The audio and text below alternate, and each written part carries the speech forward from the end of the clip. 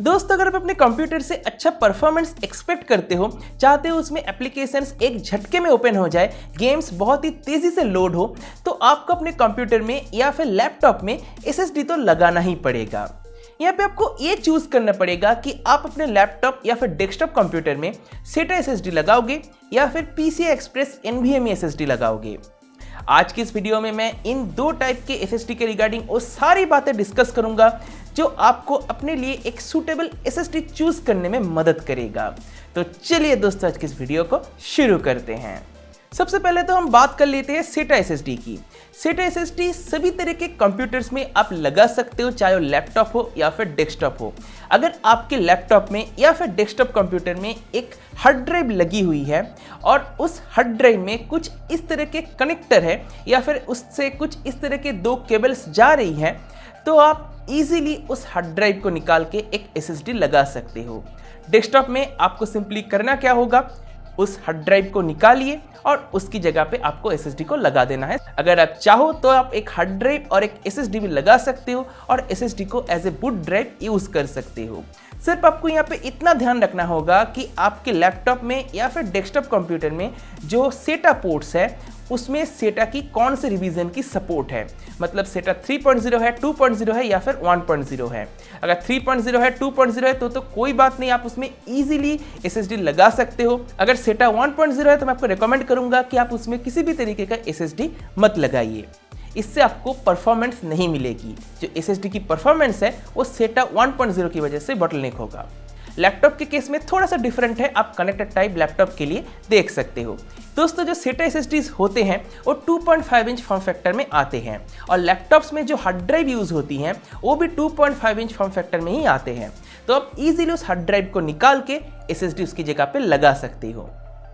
अगर आप उस हार्ड ड्राइव को निकालना नहीं चाहते हो और आपके पास एक पुराना लैपटॉप है, उसमें एक डीवीडी ड्राइव है, तो उस डीवीडी ड्राइव को निकाल के आप कुछ इस तरह के कैडी यूज कर सकते हो और उसके जरिए आप एसएसडी को अपने लैपटॉप के साथ प्लग इन कर सकते हो।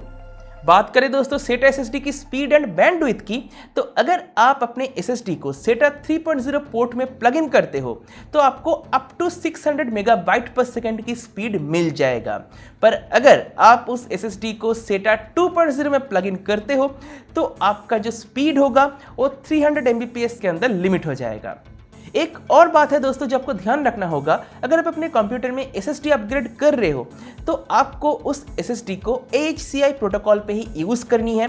अगर आप उसको IDE प्रोटोकॉल पे यूज करते हो तो ऑपरेटिंग सिस्टम उस एसएसडी को एफिशिएंटली यूज नहीं कर पाएगा और ये सेटिंग आपको करनी है BIOS या फिर UEFI से। बाय द वे दोस्तों, लैपटॉप या फिर नोटबुक कंप्यूटर्स के लिए SATA की एक स्मॉलर वर्जन को यूज किया जाता है जिसका नाम है mSATA। सभी लैपटॉप्स या फिर नोटबुक कंप्यूटर्स में इसका यूज नहीं होता है, पर अगर मैन्युफैक्चरर चाहे तो यूज कर सकता है। इसका स्पीड एंड स्पेसिफिकेशन बिल्कुल SATA की तरह ही है। एनीवे, अब हम बात करते हैं M.2 या फिर NVMe SSDs की।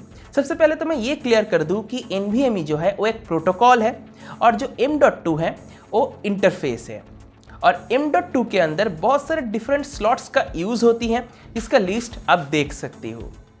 मैंने जितना देखा है उस हिसाब से की B+M और की M, ये 3 तरह के स्लॉट्स ही यूज होती हैं SSDs के लिए। अब ऐसा जरूरी नहीं है कि सभी M.2 SSDs NVMe प्रोटोकॉल का ही यूज करता हो। बहुत सारे ऐसे भी हैं जो AHCI को यूज करता है, यानी कि वो SATA SSD है M.2 के फॉर्म फैक्टर में। बेसिकली जो M.2 SATA SSDs हैं उसका कॉम्पेटिबिलिटी ज़्यादा है, मतलब सभी डिवाइसेस में जिसमें M.2 स्लॉट है वो वर्क कर जाएगा। पर जो M.2 NVMe SSDs हैं वो उन्हीं डिवाइसेस में वर्क करेगा जिसमें M.2 स्लॉट के ऊपर PCI Express की लेन्स एलोकेटेड होगी। जनरली M.2 के फॉर्म फैक्टर में जो SATA SSDs आते हैं वो B की स्लॉट या फिर B+M की स्लॉट का यूज करते हैं।